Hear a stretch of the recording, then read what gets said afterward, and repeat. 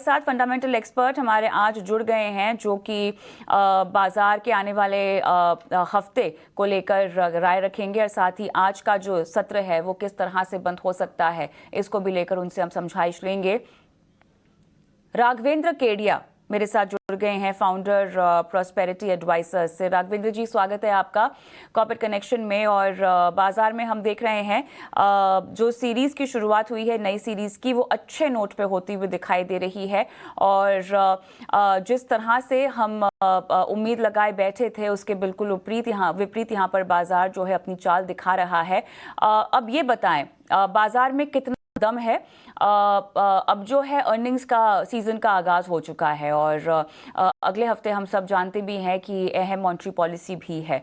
काफ़ी कुछ तय हो जाएगा, बाजार को एक दिशा मिलेगी, नए ट्रिगर्स भी मिलेंगे। अब बताएं बाजार में कहाँ कहाँ दम रखने वाली बात है और कहाँ कहाँ आपको लग रहा है कि बाजार स्टीम लूज कर रहा है?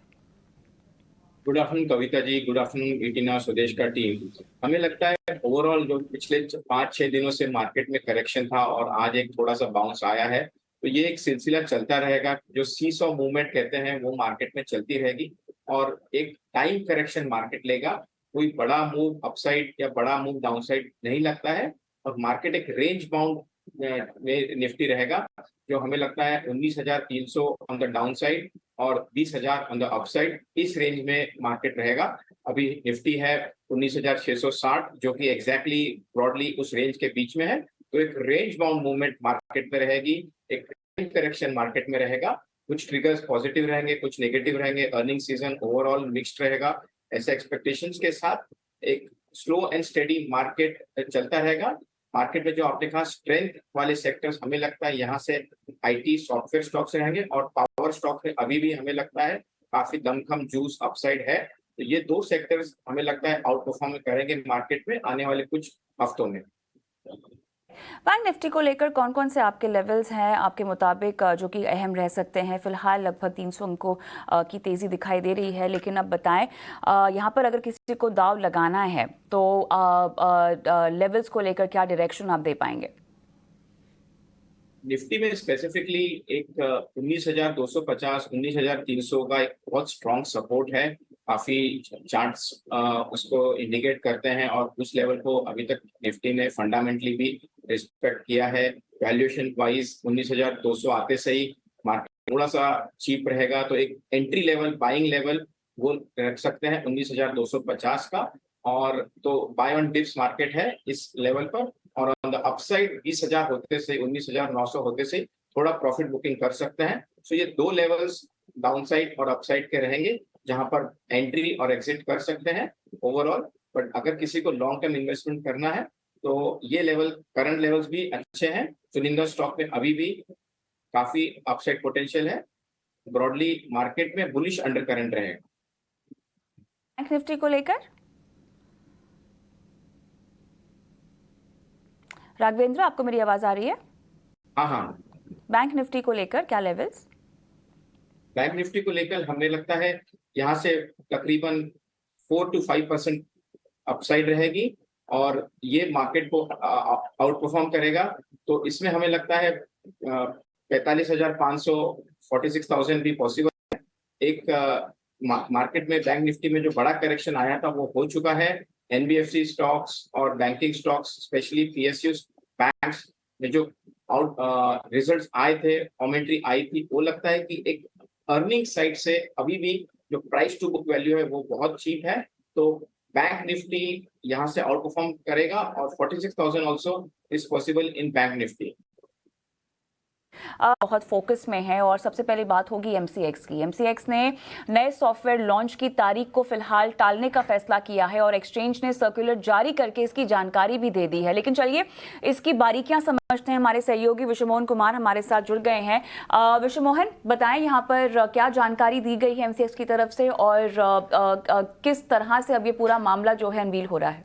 देखिए, आज सेबी की तरफ से सुझाव दिया गया हुआ था एमसीएक्स को, क्योंकि कुछ टेक्निकल इश्यूज वगैरह की वजह से एमसीएक्स को ये सुझाव सेबी ने दिया था कि आप जो लॉन्च की जो नए सॉफ्टवेयर पे शिफ्ट होने की जो तारीख है 3 अक्टूबर को, उसे फिलहाल स्थगित कर दें, क्योंकि एक मामला तो ये है कि Chennai financial markets and accountability ने एक रिट पिटीशन दायर कर रखा है चेन्नई हाई कोर्ट में, तो वो मामला पेंडिंग है। तो टेक्निकल इश्यूज की वजह से सेबी ने कहा कि टेक्निकल एडवाइजरी कमेटी है, उसमें उसकी बैठक में हम फैसला करेंगे कि आगे कब लॉन्च इसको किया जाना चाहिए। हालांकि एक्सचेंज ने कहा है कि हम पूरी तरह से तैयार है, पूरी तरह से टेस्टिंग हो चुकी है, लगातार मॉक ट्रेडिंग चल रहे हैं, तो उन्हें किसी चीज़ की दिक्कत नहीं है, ना मेंबर्स की तरफ से किसी तरह की शिकायत है। लेकिन इन टेक्निकल इश्यूज है क्योंकि मामला पेंडिंग है हाई कोर्ट में, इस वजह से सेबी ने उन्हें सुझाव दिया था। फिर उसके बाद अगला सर्कुलर फिर एक्सचेंज की तरफ से भी जारी किया कि उन्होंने 3 अक्टूबर की जो तारीख दी है उसे फिलहाल होल्ड पर रखते हैं।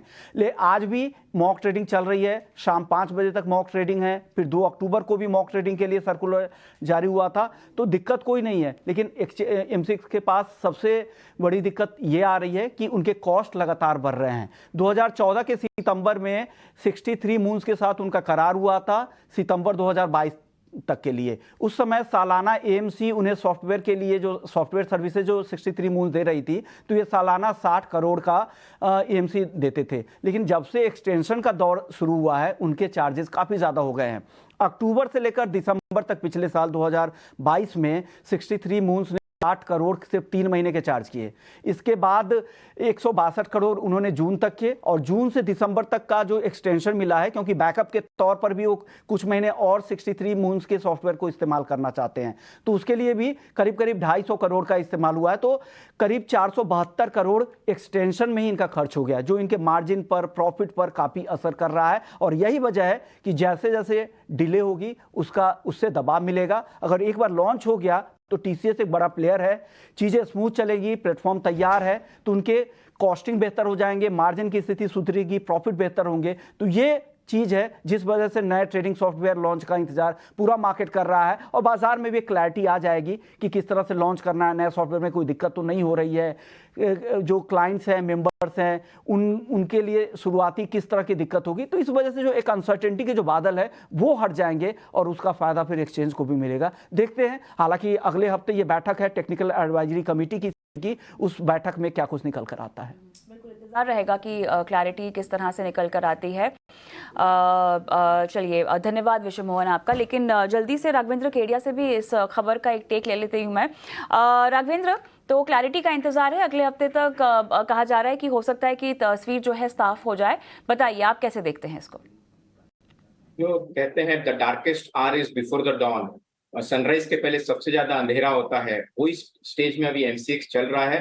बहुत बड़ा पेमेंट कर रहा है 63 मून्स को। एक बार ये डील मूव हो जाएगी फ्रॉम 63 मून्स टू टीसीएस, क्योंकि बहुत रेप्यूटेड, बहुत बड़ी कंपनी है, तो एमसीएक्स के कॉस्टिंग बहुत सिग्निफिकेंटली कम आ जाएगी, और इमीडिएट इम्पैक्ट जैसा आपके सहयोगी ने बोला, इसके रेवेन्यू पर आएगा, इसके बॉटम लाइन पर आएगा, और वो इमीडिएट सेविंग होगी। तो ये एक स्टॉक अभी लाइफ हाई पे चल रहा है, but the better days are ahead of MCX. और यहाँ पर कोई भी करेक्शन होता है 1850 तक, तो एक बाय अपॉर्चुनिटी बनती है। जैसे ही एमसीएक्स टीसीएस के प्लेटफॉर्म पे माइग्रेट होएगा, बहुत बड़ा advantage in terms of cost saving MCX को होगा, और उसका फायदा 1850 के ऊपर अगर निवेश करते हैं तो एक long term investment stock MCX बनेगा उन प्राइस लेवल्स पर।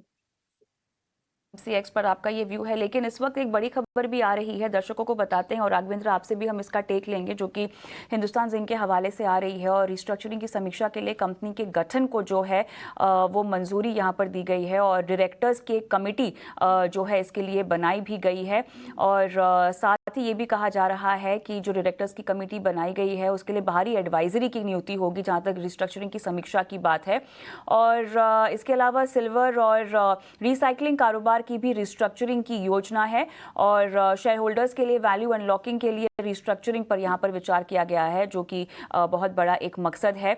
जिंक और लेड कारोबार की रिस्ट्रक्चरिंग की भी योजना है, और रिस्ट्रक्चरिंग की समीक्षा के लिए एक कमेटी का गठन किया जाएगा। और इतना ही नहीं, एक बाहरी एडवाइजरी की नियुक्ति होगी इस पूरी कमेटी के लिए। तो हिंदुस्तान जिंक के हवाले से ये खबर जो आ रही है, राघवेंद्र, आप इसे कैसे देखते हैं?